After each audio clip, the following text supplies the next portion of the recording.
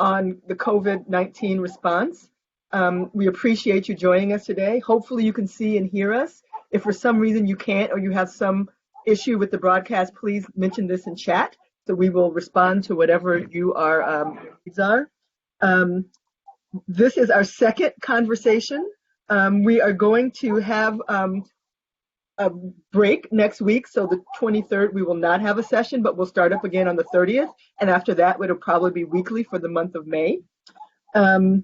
We want to hear what's going on in terms of your volunteer experiences, so we will give you opportunities to provide feedback and hopefully to answer some questions today. And we really are glad that there's interest in this, and we want to be as helpful as we can be. I'm going to go through the agenda for today. Oh, one more thing. Those of you who participate in this session are eligible for field credits, but you're going to have to go through your social work field instructor to make sure you get the credit for that. Next slide.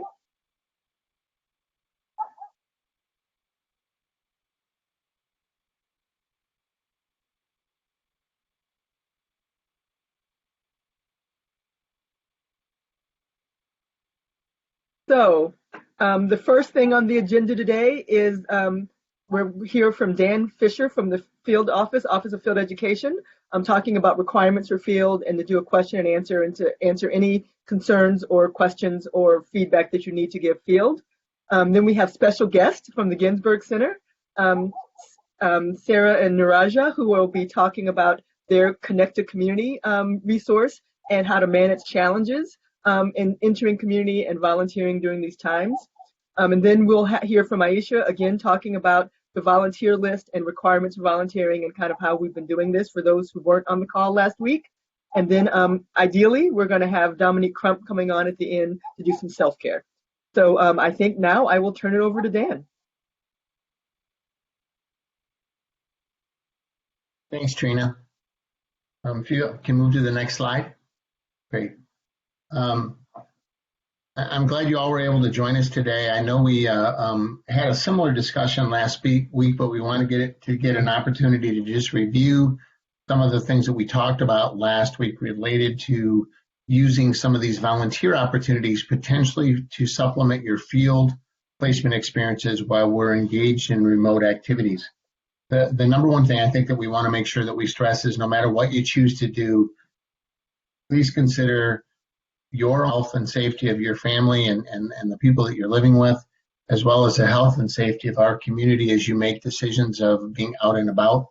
Obviously, our state and our governor have created a stay safe, stay home policy, which I think we're trying to adhere to as much as we possibly can in the work that we do. But as social workers, in many ways, our ability to be out in particular settings and to provide services to people in need is also essential. So as you look at these volunteer opportunities, what we would hope is that you would consider them as potential supplemental experiences for what you're currently doing related to your remote activities in field. They can be essentially just activities that you do for volunteer purposes. And if that's the case, you just kind of make the decisions on your own and get involved in the activities and kind of move forward. If you'd like them to be able to apply to field hours, we want to make sure that we distinguish between what you're doing kind of simply for volunteering and what you're doing for field activities. And so make sure that you reach out to your field agency, talk with your field instructor about these additional things that you'd like to add, and then be sure that you're communicating with your University of Michigan field faculty liaison about what those hours are and how we can count them for field. As Professor Shanks mentioned, attending these sessions would also be things we would want you to count toward your field hours. There are definitely opportunities for you to be able to connect, get support, discuss with others around some of the activities related to volunteering that you're doing, and be able to move forward.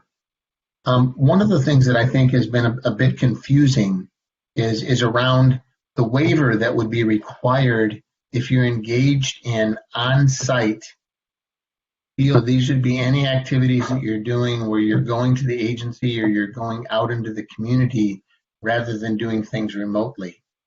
What our Office of General Counsel has required is if you are doing those activities related to your field course, and you want to count those activities toward field credits, there's a waiver that you need to sign, and that the agency or the site that you're going to would also need to sign off around essential work-related activities, so we are in compliance with the governor. If you're volunteering, you do not need to complete that waiver, but you need to be mindful of the governor's order around stay home and stay safe as far as your participation in those volunteer activities.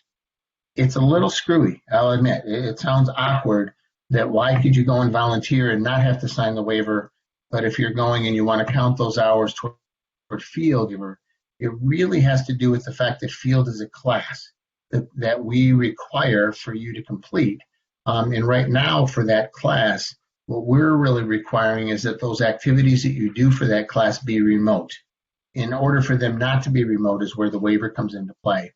The waiver has a lot of legal language in it, as you can imagine, but basically it's saying that you understand sort of the risks, you have a good safety plan in place to keep yourself and the community safe, and that the agency would identify that you're essential to the provision of services that they're trying to be able to provide kind of going forward.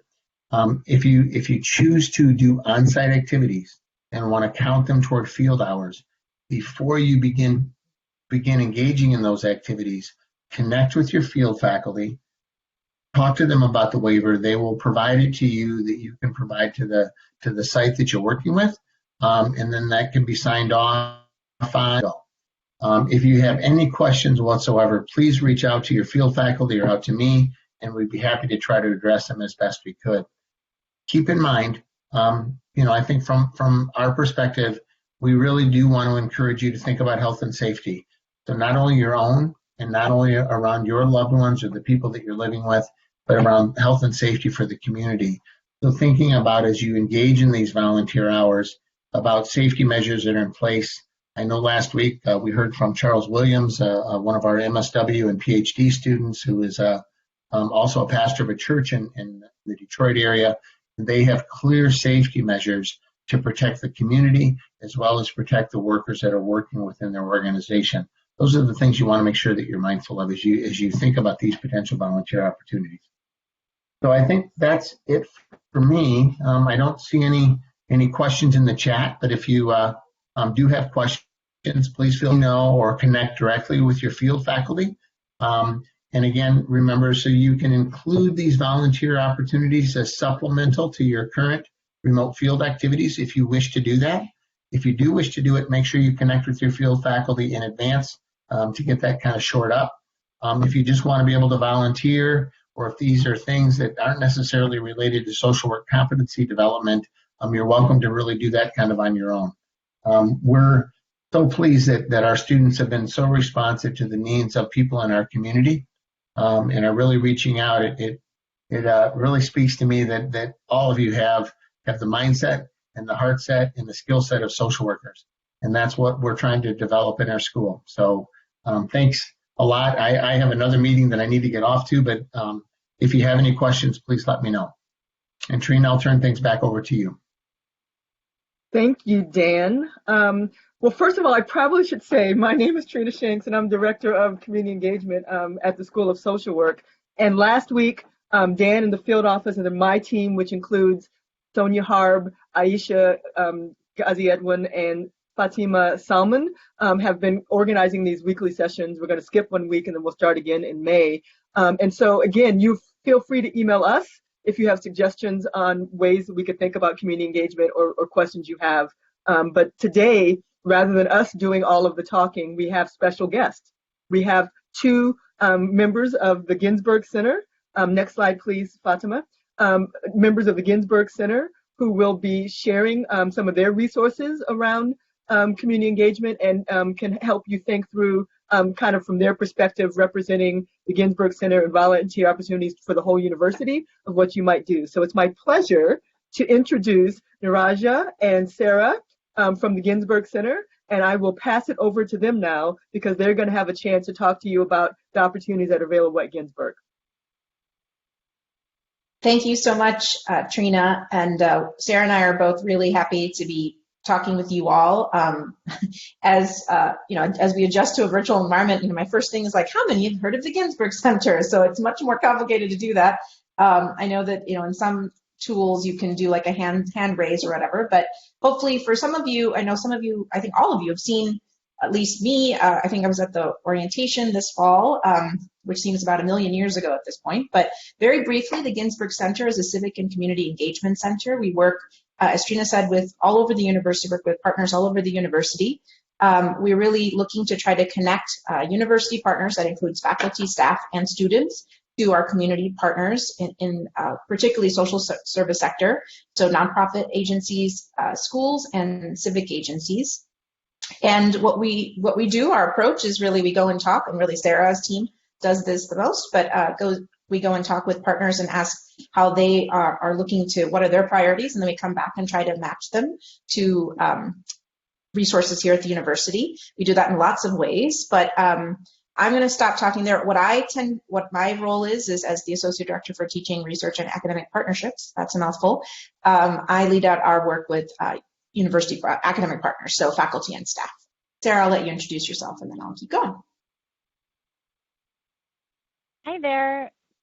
This is Sarah Saylor. I, again, like Mira just shared, I'm the Assistant Director for Community Engagement, and my work is really around supporting our community partners by bringing their priorities and needs to elevate those to university audiences, whether that be through partnerships with courses, with faculty, with student organizations. But really our goal is to be out in community spaces and starting with communities first, that community partners are the ones that are really the leaders and know the things that they need in their particular organizations or in their particular communities. And so just really wanting to bring their voice into conversations in university spaces.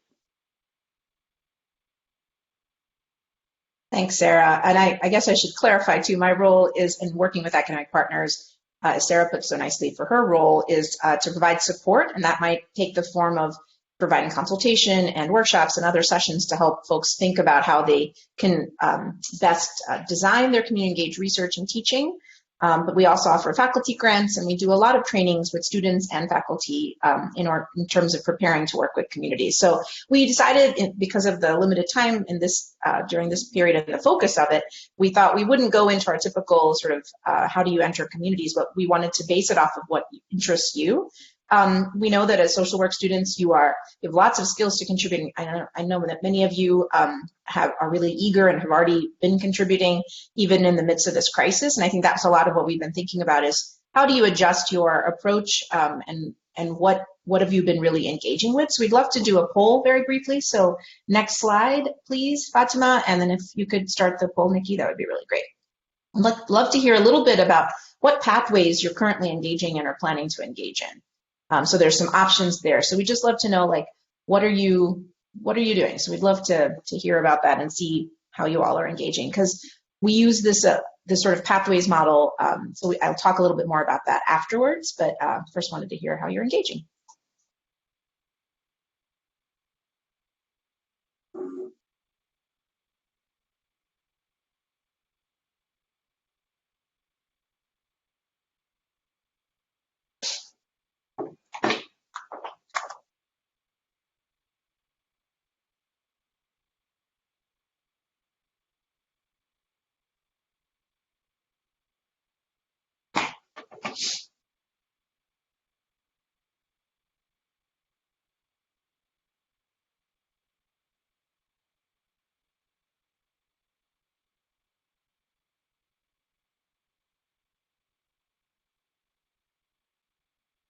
Okay, the poll will be closing in 10 seconds.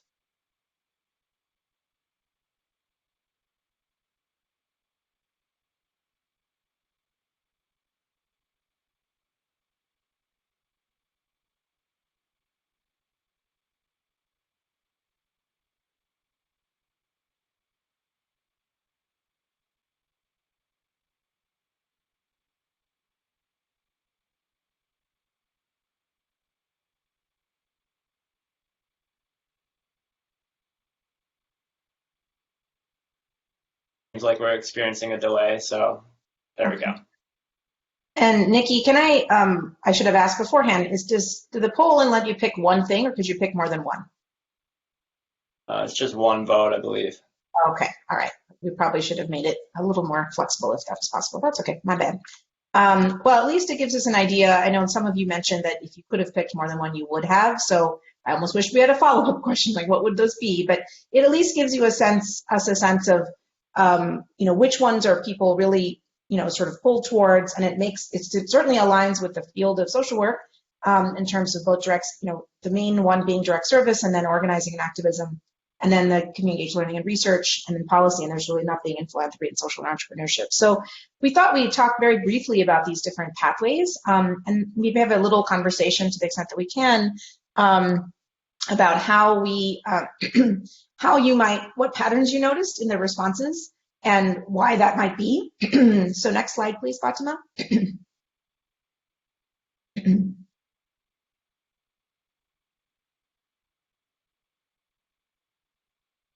Yeah, and as Trina mentioned, if you would like, you could add some more the other pathways you might be interested in or doing in the chat. So we have a sense of what else would you have done if you could have chosen more than one option.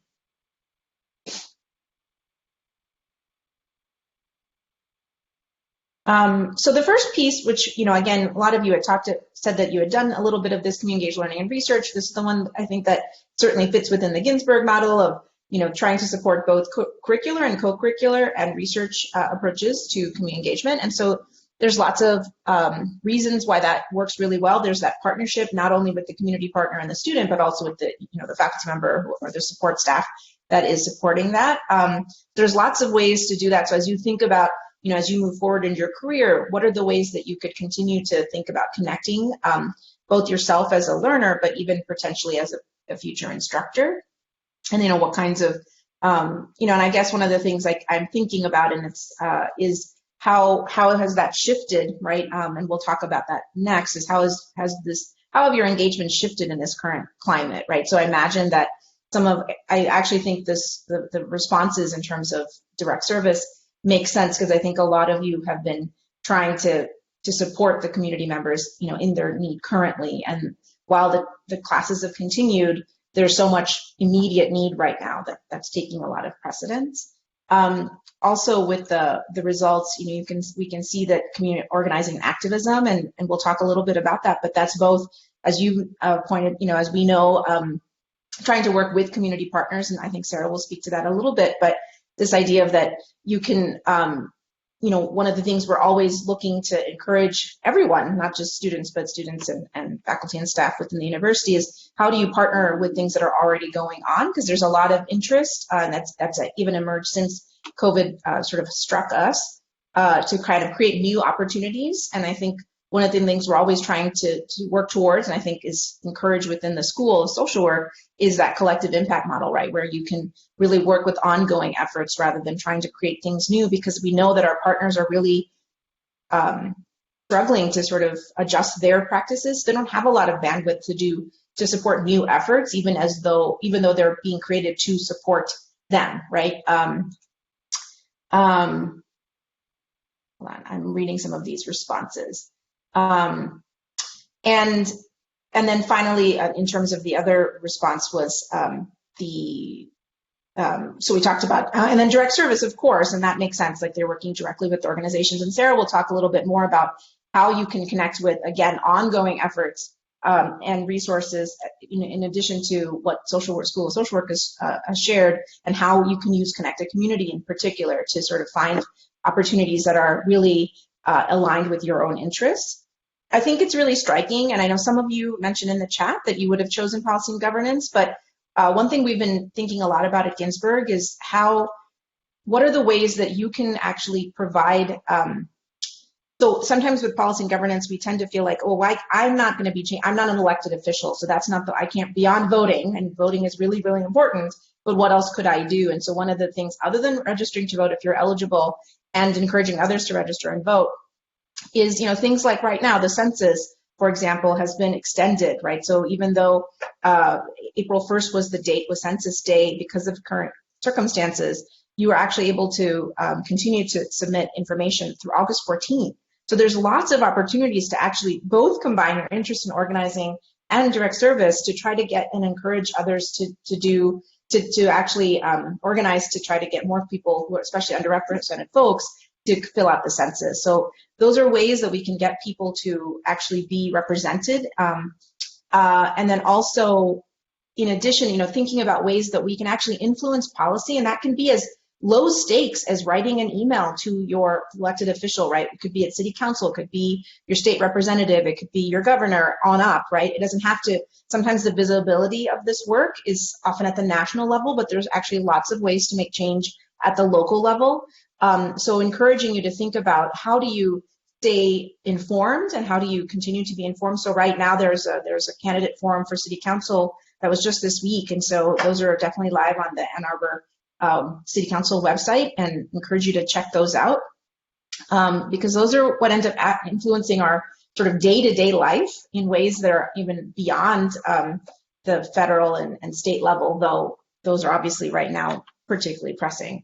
And then, with philanthropy, in addition to sort of organizing campaigns or things to raise funds for organizations, which certainly you can do in partnership with organizations, we also one of the pieces is collecting in-kind donations. So that's something, again, Sarah will talk about a little bit more with the Connected Community Portal. And then social entrepreneurship, I think even thinking about, and it might not be, and certainly we've thought about this a lot in terms of whether that's as pressing or as interesting to us as some of the others, but thinking about ways that you can even, push folks, which we've seen lots of organizations and businesses change their practices as a result of COVID. What are the ways you can influence these folks to sort of do practices that are more equitable and socially conscious, right? So those are lots of different ways. And so thinking about there's not just one right path to connecting and engaging. And this is our model that's based off of, in partnership with Stanford's Center for Social Engagement over at the Haas Center. And we're using this to sort of encourage students and faculty and staff to think about multiple ways of engaging. And often direct service is the one people think about, or even, as you all mentioned, direct service or organizing and teaching and research. But some of the others don't get thought about quite as much. So just thinking about lots of ways that you can engage. So are there any questions about these pads? And you can put them in the chat. And then, what are some maybe barriers for why some of the ones that you might not have put might be there, right? So why are some of these more appealing than others?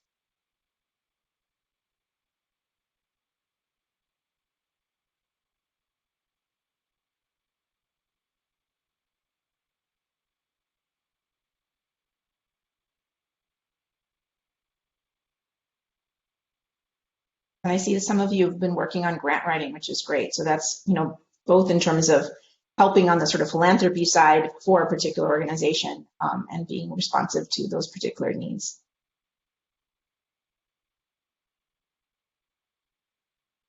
I'll give another maybe 30 seconds to a minute to see if anybody else wants to add. It's almost as bad as being in a session in person and having crickets, but slightly more painful.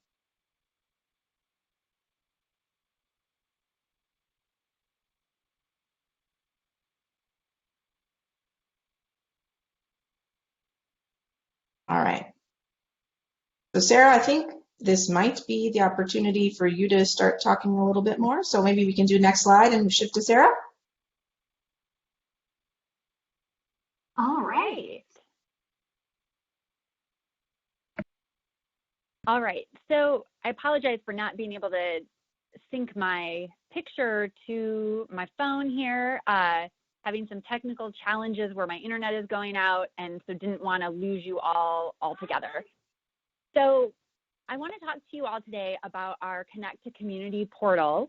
And this is a portal that is one of the ways in which we steward partnerships with our community agencies in the social sector across Washington County, as well as beyond in Southeast Michigan. So as we shared at the beginning, the Ginsberg, our approach is really to meet community needs and priorities. And we do that through supporting and cultivating equitable partnerships with our community partners. And so stewardship is really important to us in how we engage in partnerships with our various stakeholders. And I think Connect Community is a way that we can illustrate how we do that in multiple ways. So one way is that Connect Community is linked to Volunteer Washtenaw, which is a portal that is run by our Volunteer Center of the United Way of Washtenaw County.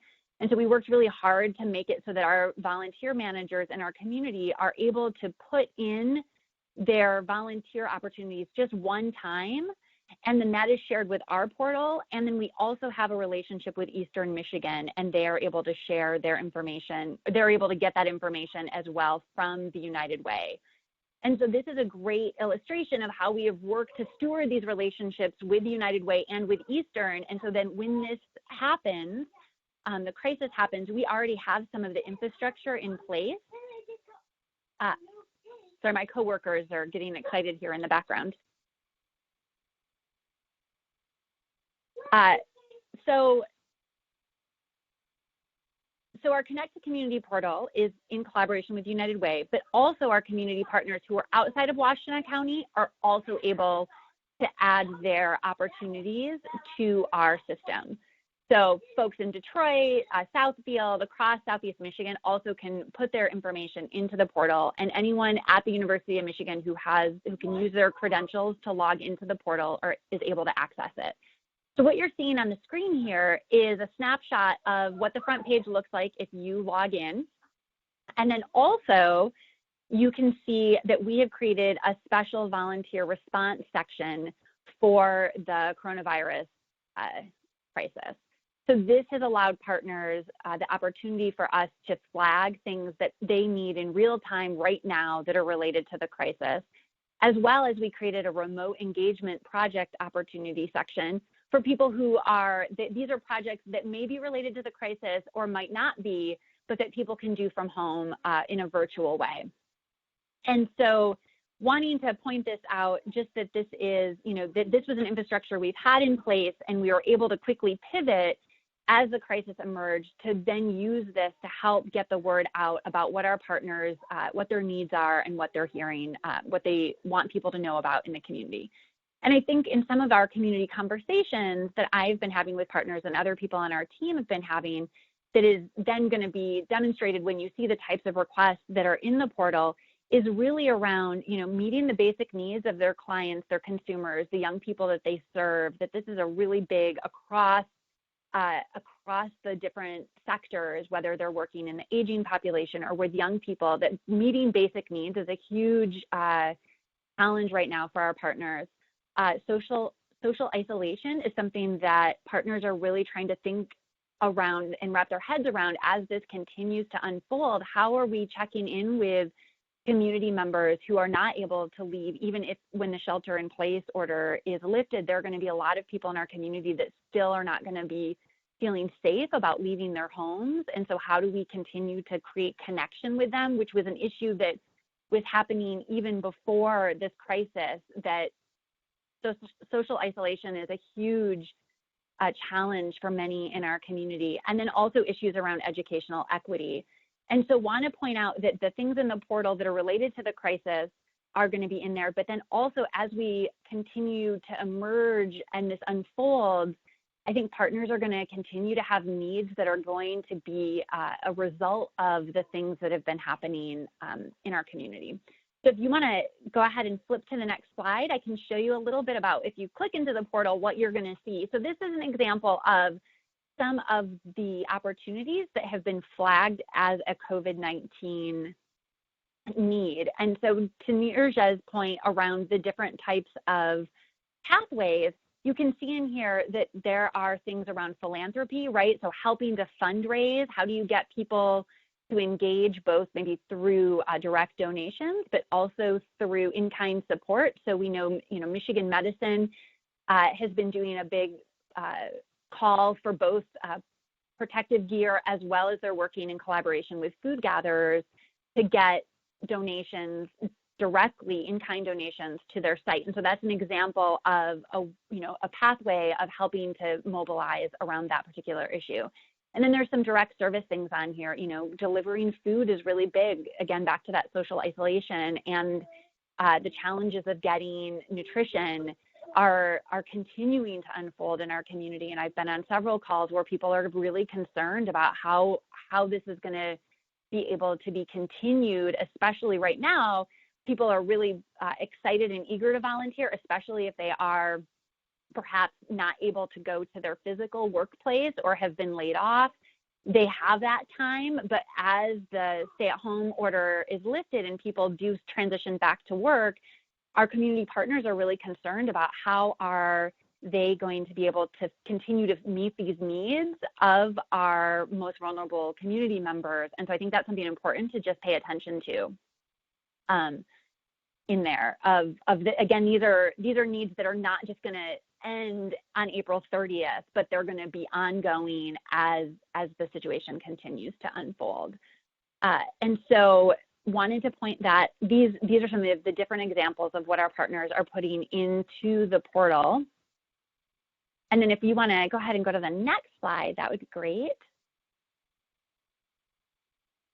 And so here's an example of how an entry is going to look. And I just want to point out that I think this also just speaks to meeting partners where they're at and what they're asking for. So in this example, right, Jewish Family Services has put in what they need, but then they also have asked people to go to their special volunteer form and to complete that process. And so I think it's just important to really pay attention, especially in this time of crisis, how partners are asking for folks to engage with them. And so if there is a form that they're asking you to fill out, or they ask for an email, or really pay attention to how they want to get that information, because they are being overwhelmed with all kinds of things, as I'm sure you can imagine, their inboxes and just trying to keep up with everything. And so, this seems like a simple thing, like, oh, of course I'd fill out the form, but I think it's important to just note of really paying attention to how partners are requesting people to engage, and to also have patience with them as they are sifting through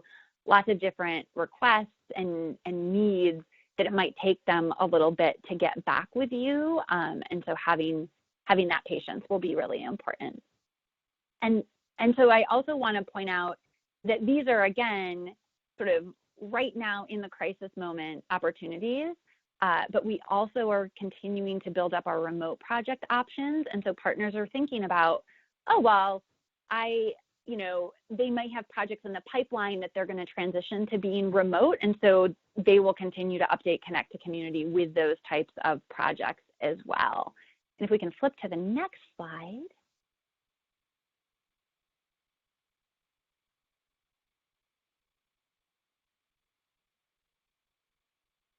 So additional ways, if you are not local to Southeast Michigan, want to also point out that the state of Michigan has their own portal for helping to get people directed into various opportunities. And so if you go to their main webpage, there's a place to click to go into volunteer options. Most United Ways are also going to be a great source of helping to connect. And specific agencies or even their social media pages, they might not have they might be putting up in real time their needs. And so if there's an agency that you follow or you really are passionate about, checking both their website as well as their Facebook page or their Instagram or Twitter, they might be putting a call out for volunteers that isn't going to make its way to the volunteer center page or to the state of Michigan's page, because they're really asking for things in real time. And so I think that's another way to just, again, respond to the things that partners are asking for and how they're putting those requests out for you. So that was a lot of information about how we're using Connect to Community as a way to really elevate our community partners in collaboration with United Way and Eastern. Encourage you to check it out alongside the things that the School of Social Work is also curating for you. And so now wanting to move into a little bit more interaction again, is we have another poll question for you as you are either already out doing your community engagement or as you think about how you want to be engaged. We have a poll question that is going to pop up here in a minute around what challenges are you experiencing or anticipate experiencing in your community engagement during this time of crisis? knowing that there are different considerations and concerns that are happening right now. And so are interested to hear the things that you are thinking about as you think about your engagement. And so if we can put that poll up, that would be great, and have people take a minute to think about that, and maybe even post your additional thoughts in the chat as you fill that out.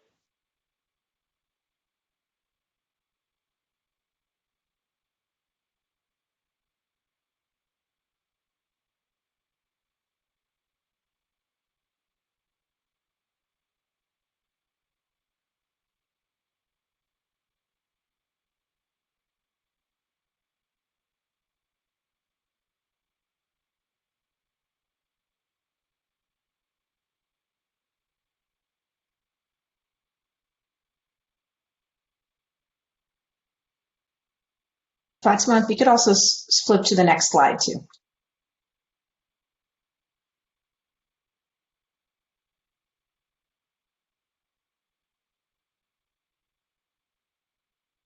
Oh, there it is. Thanks, co-presenter. The poll is up and the question is there.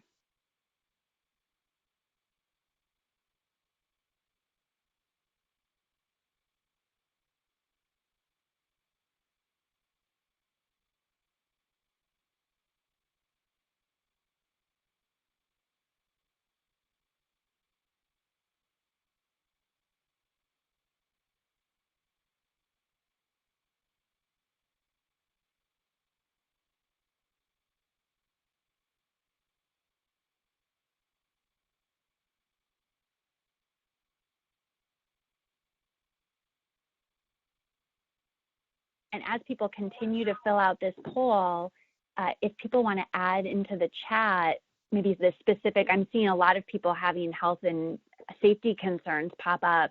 And so if you want to add into the chat the specific, are there specific things in that area that are on your mind or you're trying to navigate?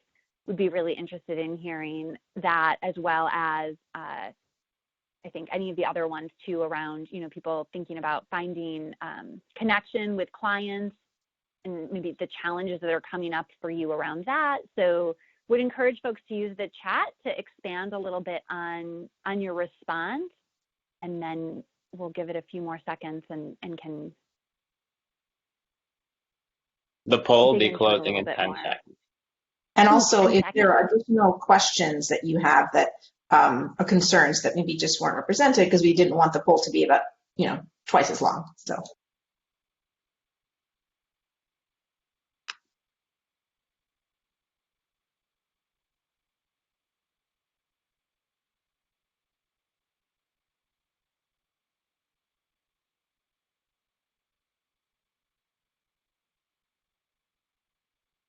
Yeah, appreciate the comments in the chat. I mean, these are some really, I think, hard considerations in this time where there's so many different things that you do have to think about, right, in engaging. And it's not just your own personal health. I'm seeing things in here, it's not your own personal health, it's the people that you are living with, their health considerations, the health considerations of the people in the community.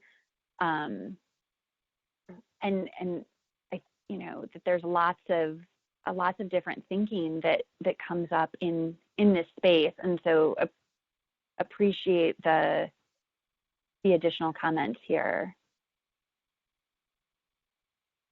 And I think especially to be kind to yourself, if you are to your comment, Lavella, that you have housemates that are vulnerable, so that even though you might really feel compelled to go and do direct service or doing something in person, that it may not be, okay for your housemates to keep, make them vulnerable. And I'm in actually a very similar position.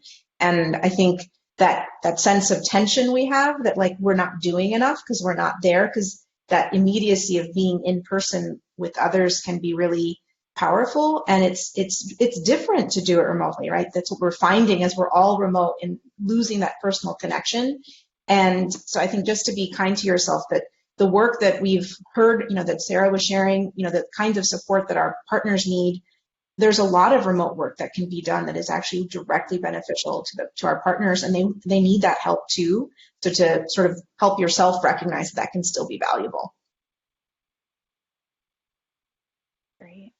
I think for that, the health and safety concerns, and the first presenter also talked about that, that there are really good resources out there. Our Washtenaw Public Health Department has a lot of good information around both prevention for yourself and what the requirements are for essential workers if you are going somewhere in person. And so even being able to look at that list and ask before you go out to volunteer, hey, I see that these are the, the standards around health practices. Can I ask you, agency, what one you're following, right? If they haven't shared that in the communication about coming out, that those are the types of questions that you can ask because there have been very clear guidelines around what is expected for businesses and organizations for essential workers, which if you are volunteering in person is what you would be considered as an essential member of the team. So I think that those are, being able to ask those questions, being able to see a lot of folks, they have to screen you before you go into a space. They're going to ask some specific questions. And so knowing what those questions are ahead of time, maybe also will be helpful.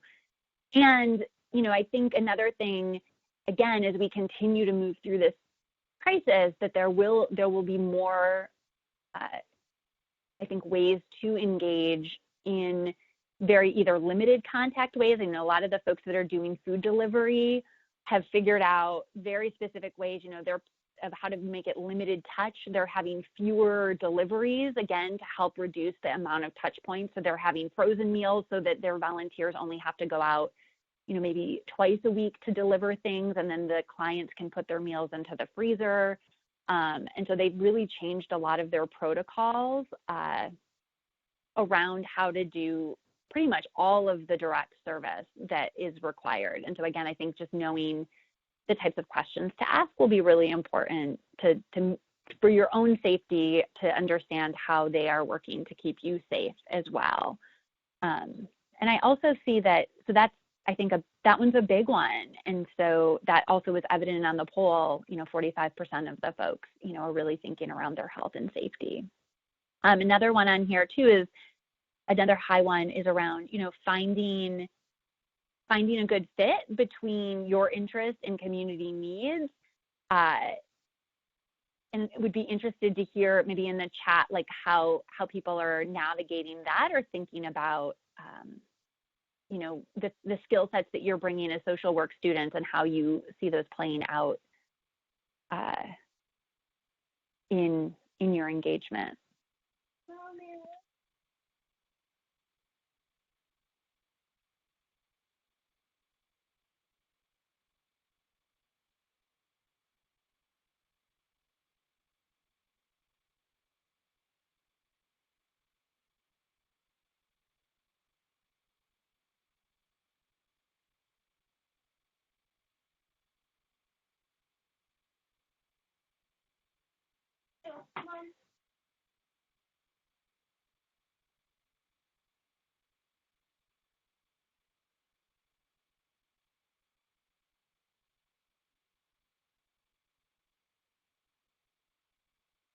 I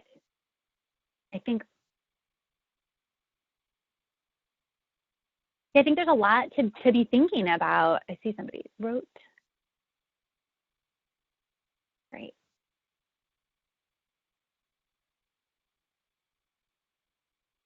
Yeah, connecting people at the right time.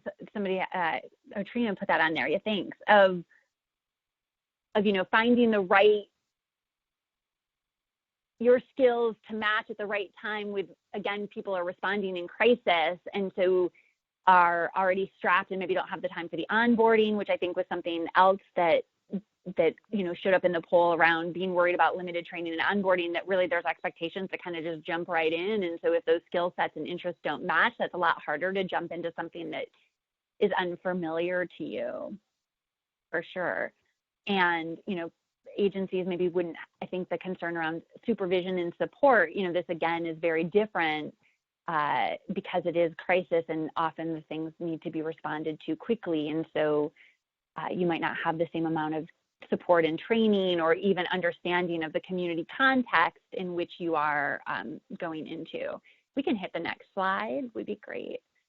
Yeah, and just one quick thing I think is just this understanding that, that our partners, as we know, like if you were reading the news at all, right, that everything's changing day to day. So I think our partners are also trying to figure out, even the recommendations for what is allowed and what isn't and what is safer and what isn't are changing. So I think everybody just having grace, which I think all of you are, I'm sure, thinking about, but just recognizing that offering that certainty or that understanding of what is really needed might be just harder to determine. And so knowing that you may not be able to get all your questions answered because they don't have the capacity to answer them, both in terms of time and also in terms of understanding what's actually possible. And that, that can be really uncomfortable and stressful. So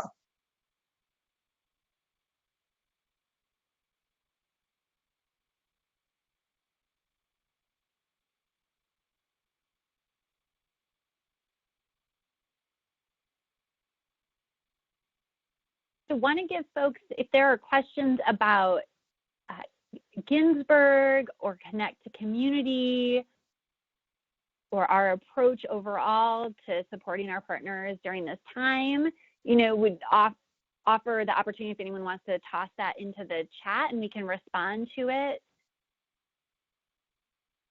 before you move on to the next part of your time here.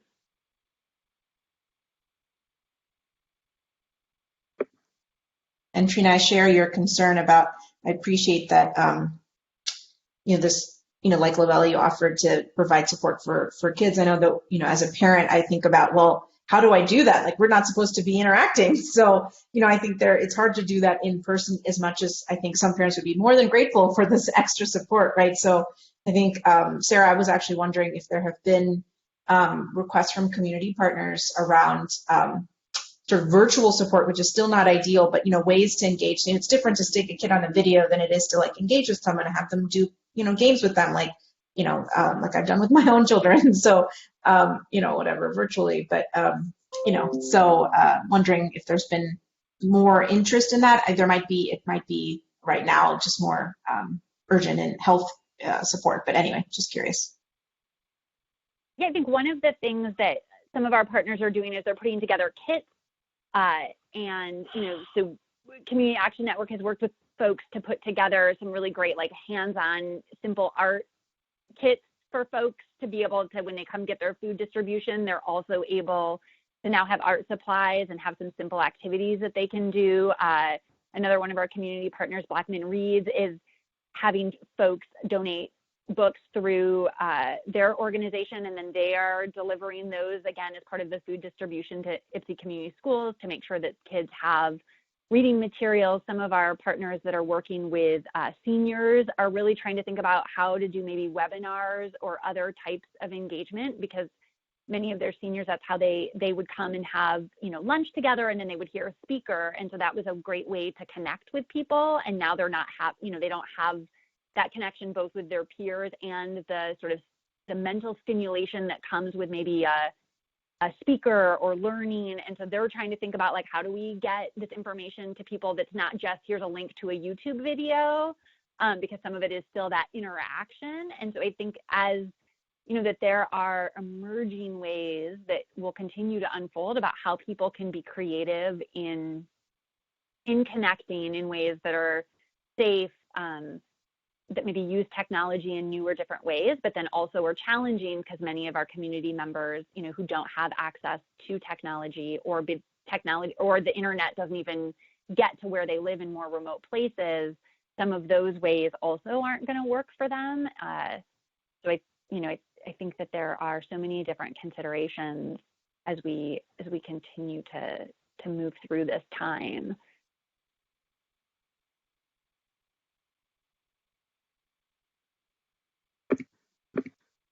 This is Trina. I have one quick question for you all before you have to get off.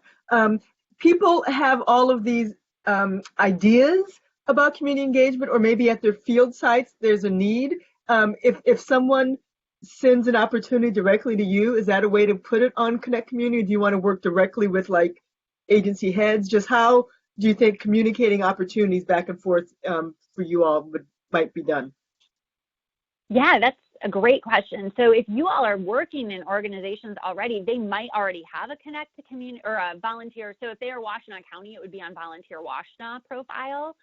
And they could add those types of requests directly to their current profile. If it's a new partner, we would be happy to work with that organization to get their things up on Connect Community. So they could either create their own thing, or we could work with them to create that so that we can help get the word out. Or if you even, have a lot of times agencies too, we're finding, are creating their own links to stuff, and then we just help them make the opportunity on our portal so that it's easily accessible by more people if they are wanting to recruit a larger pool of volunteers. So I would invite anyone to reach out to me. I'll put my email address here in the chat, and we can brainstorm ways to help make those connections, because again, maybe it's not something you're able to provide, but if we're able to get the word out even to a larger audience, then more people could be supportive.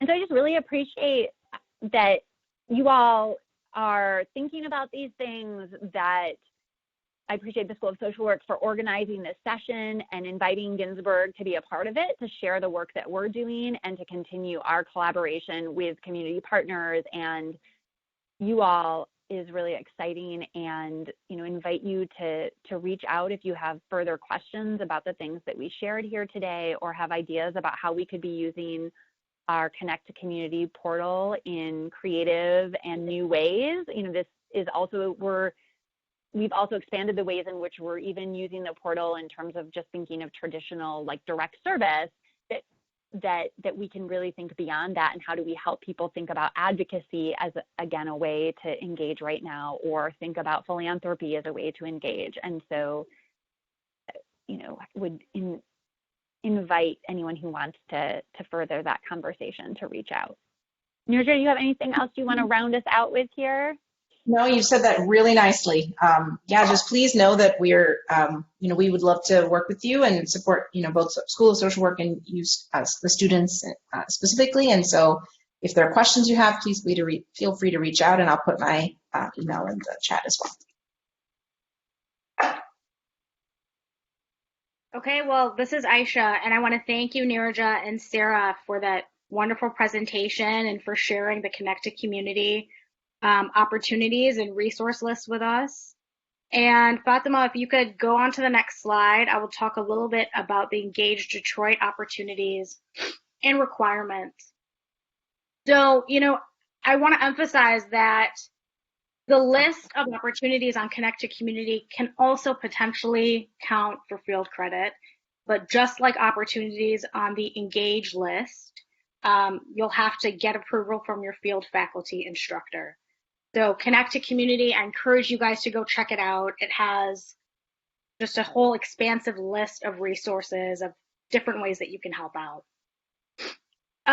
So the Engage opportunity list, you can access that. There will be a link to it on the social work homepage, but also if you guys have noticed, a banner has gone up on the social media page on the website that says how to help during the coronavirus pandemic. When you click on it, it will take you directly to a list of various organizations and some volunteer opportunities with them. Some of those are Detroit Disability Power, API Vote Michigan. There's obviously the historic King Solomon Baptist Church, Street Democracy, Habitat for Humanity of Huron Valley, which is doing a lot of work in Ypsilanti neighborhoods right now. And we encourage you to contact those people directly. Again, if you want to have an experience count for field credit, reach out to your field faculty instructor. Obviously, we want to emphasize safety. Safety should be all of our, our utmost concern and priority at this time. There are limited opportunities on the volunteer list which are not virtual. I think there's maybe one or two which are, dropping off supplies, but that doesn't mean to say, your safety is important and to think about that. I want to reiterate that the slides for this presentation, this recording, the form that we mentioned previously and we will send out again after this presentation, it is a form to, just for tracking purposes, help us capture who is volunteering where. Those will all be housed on the School of Social Work homepage website. Finally, we know that you guys are all probably doing amazing things and involved in conversations about ideas to do amazing things. If you are doing work right now, please contact us and share it with us. If you have a story that you want to tell that potentially could be featured on one of these calls, please contact us. We would love to hear from you. So next, I'm going to introduce Dominique Crump. She's a recent graduate of the MSW program, and she also does work with the Engaged team. She's going to guide us through some discussion around self-care and resilience. Hi, everyone. If we could go to the next slide, please. It might be 2 over now. Yep. So first, I just wanted to go over a definition of resiliency, so we're all working from the same place. So resiliency is the process of adapting well in the face of adversity, trauma, tragedy, threats, or significant sources of stress. So obviously right now, working on resilience is something that we could probably all benefit from. So if we could go to the next slide. And what resilience is not is just understanding that it's not to say that you won't ever go through anything difficult. A lot of us build resiliency by overcoming situations. And resiliency is not a personality trait that only some people possess and other people don't. But rather it involves behaviors, thoughts, and actions that anyone can learn and develop. So after doing some research, I just pulled out some of the key things and key themes that we can talk about, and then I encourage people to possibly pick 2 to 3 to work on, either with yourself or offering them to community members if you're working with them. So the first few are focusing on the aspects of the situation that are under your control and accepting the things that you cannot control. So acceptance is a really big thing in the mindfulness activity that we talked about last week, as well as resiliency, as well as prioritizing relationships. So that means connecting with people who are empathetic, understanding, and who can remind you that you're not alone. The pain of traumatic events can definitely lead some of us to feel isolated and to then isolate ourselves even more. And it's important to accept help and support from others who care about you. So I really appreciate the Engaged team for continuously having this space so that people can reach out. Another helpful activity is to break out of negative thought cycles. So as some of you may have learned, those neural pathways become ingrained, and when you say something or do something up to 10,000 times, it becomes an automatic thought. So kind of breaking that cycle, and a way to negate that is to do some positive affirmations. The next thing is to push back against catastrophizing. So that's definitely been something I've had to work on in my lifetime, is just thinking the worst is going to happen. So kind of pushing back and pulling back on that is helpful to build resiliency as well. Next slide, please.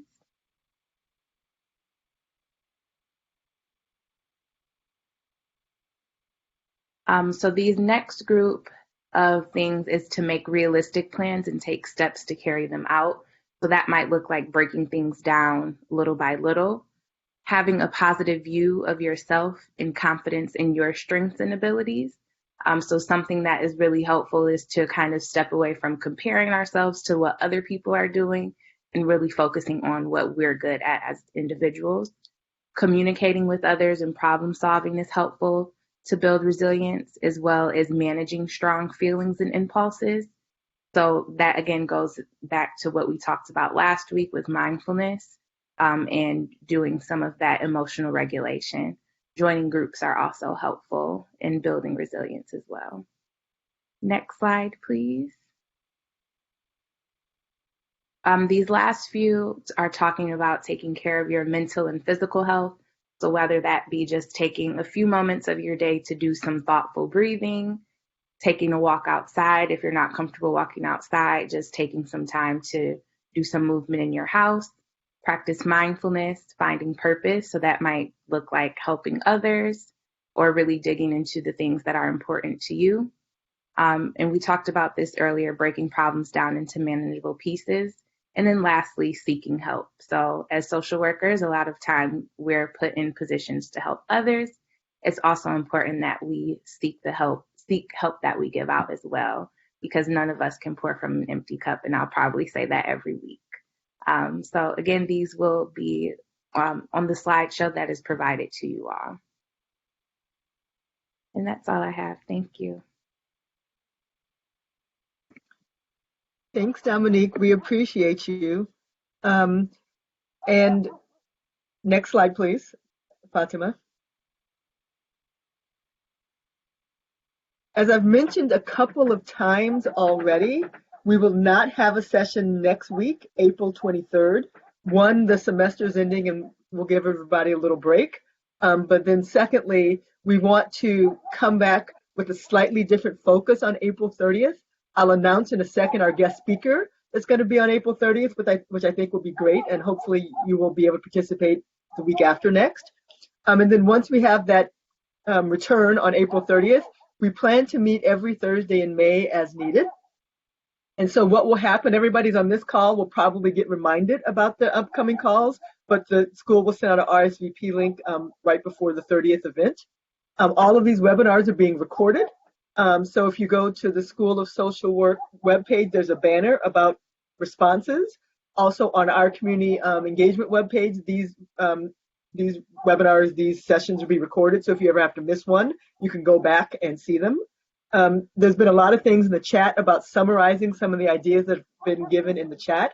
And so we can definitely work on that.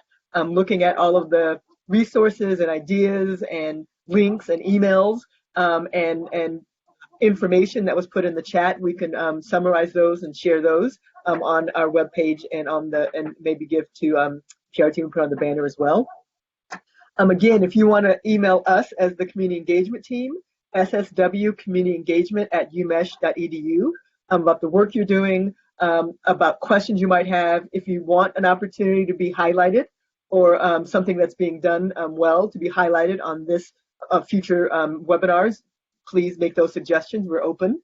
And then, as Aisha's already mentioned, if you go to our list, there are generic lists and there's connected community where you can go through the links and forms on the internet.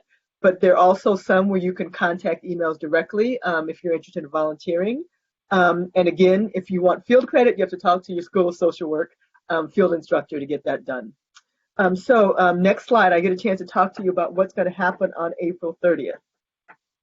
So we have a guest speaker. Her name is Deepa Iyer. She's a social activist, a lawyer. She does podcasts. She has a book called We Too Sing America. And so she's really going to talk about a lot of the different responses that teams might have and individuals might have in terms of crisis. And so rather than us just talking about volunteer opportunities, having a chance to have this larger conversation about different ways people respond. And when the invite goes out, the title will be there, the subject will be there. Any reading or thoughts we want you to do before April 30th will be sent out. But just wanted you to be aware that the next time we come together in 2 weeks on April 30th, it's not going to be just us talking amongst ourselves, even though there'll be some opportunity to do polling and feedback, but to really have a chance to learn and to interact with this wonderful speaker, Deepa Iyer. So please mark your calendars and put that on your list of things to do in 2 weeks. And again, you'll be getting reminders and flyers and updates and invitations via email over the next week or in two. But I think that is about it that we have for today, but we're going to keep the chat open, or if people want to become live as presenters to say something. This is also an opportunity for you guys to just share a little bit about maybe some of the volunteer things you've been doing that that have worked really well, or that you'd like people to know about. We will keep both the session and the chat open for a few minutes if anybody wants to share things they've been doing or experiences they've been having that would be for the good of the group. So I'll stop for a second and see if anyone wants to add a chat or to speak about the experiences you've been having with volunteering, or suggestions you might have, or just things you want to communicate with us before we end the call. So I'll stop for a second and give you guys a chance to speak or chat.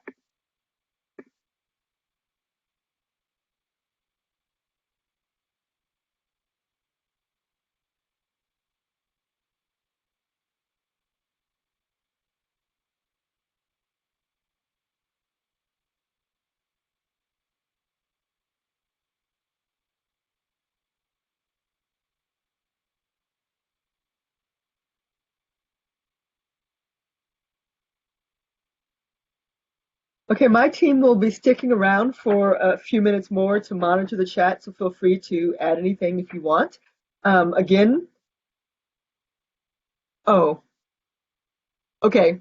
If someone wants to actually say something, mention in the chat, and then Nikki can elevate you to speaker status.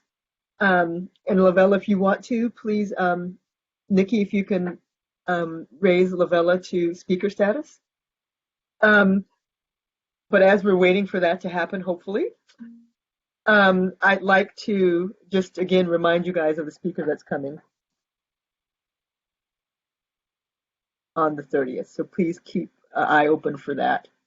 Okay.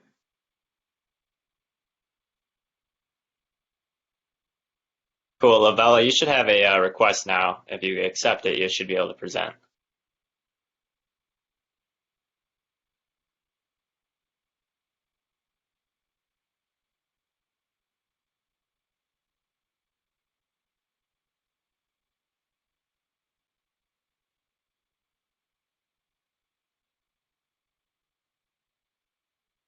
Okay, Lavella, I'm handing it over to you if you want to say something. If you I can. wasn't necessarily wanting to say something, but but I will. I do want to speak about TRE again, as I usually do.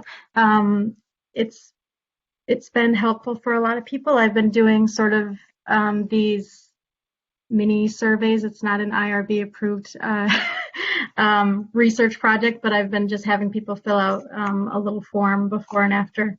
And a lot of people have had a reduction in their stress and anxiety level and an increase in their relaxation level. So it's a series of simple exercises. It stands for tension and trauma releasing exercises that help people basically reduce deep muscular tension, and over time helps with deeper emotional issues. But it's a very simple process. It'll take about an hour, and then once you learn the process and your body's comfortable with it, you can do it for 5 or 10 minutes on your own. So it's really an actual self-care tool that you don't need to go out and meet with someone or buy any equipment, which I think is really important at this time, but also in terms of accessibility. The founder started doing it when he was living abroad in a lot of places with a lot of people experiencing trauma, and he was looking for something specifically that could address, kind of mass amounts of people. So he'd be having folks do it in the park or whatever, and it's just really sort of accessible. So I'm happy to share that with folks. I am doing it every Sunday at 8:30 now. So if you want to be given the link to that, let me know and I can share that with you. And I'm really excited about the opportunities that people talked about with kids. I don't have any, but I'm really thinking about a lot of people who are trying to manage working from home, and maybe their partner, like one of my supervisors, her partner is in the medical field, so she's working from home and taking care of her kids all the time. And I know there are a lot of people in situations like that, and that's hard to manage. And so yeah, just trying to think about ways to support parents and kids. Well, thank you, Lavella. And like I said, all of the suggestions that were made in the chat, we'll try to summarize them and send them out. I don't want to speak too far in advance, but when the spring summer semester comes, if there's a way to have coordinated efforts through the School of Social Work, particularly if the stay-at-home order is rescinded, that will be something that we discuss on this call in the future. So that Great. is where we are. So again, unless there's other chats or comments, I think we are done for the day. Thank you very much for everybody who's participated. I think this has been a good conversation, and we look forward to being on another discussion with everybody on the 30th with Deepa Iyer. So if no one else has anything to say or chat, I think we're signing off. Thank you very much.